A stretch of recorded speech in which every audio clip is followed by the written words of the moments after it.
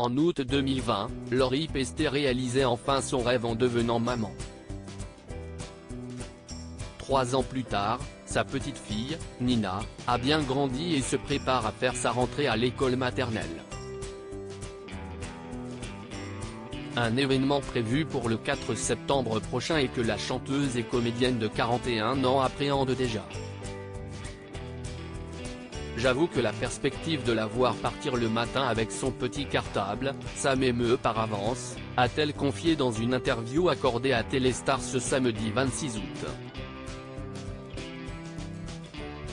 J'espère que je ne vais pas pleurer, a ajouté en riant la compagne de Yann Darnocourt, le papa de sa fille.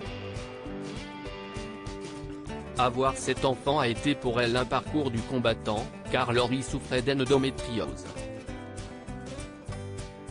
Mais même après la naissance de cet enfant, tout n'a pas été rose. Si est pourquoi Lori a accepté de participer au documentaire Postpartum, Brisons le tabou, diffusé le 5 septembre prochain à 21h10 sur RMC Story. Elle-même a vécu un petit baby blues d'1 ou 2 jours avant que le bonheur ne l'emporte. J'avais tellement attendu ma fille que c'était cool de la voir arriver un peu en avance.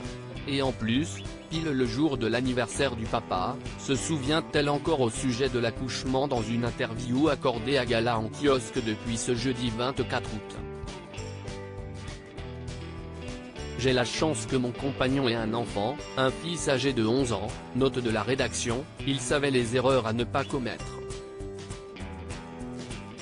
Très vite, on a laissé Nina à mes parents pour aller au ciné, partir en week-end, se remémore-t-elle. À 3 ans, Nina devient autonome, s'habille toute seule. Visiblement prête pour aller à l'école. Lori Pesté, son évolution physique. Une maman qui revit il faut toujours être derrière elle car ma fille ne sait pas marcher, soit elle court, soit elle est sur la pointe des pieds, elle escalade, explore. C'est une cascadeuse, s'amuse à raconter Lori Pesté.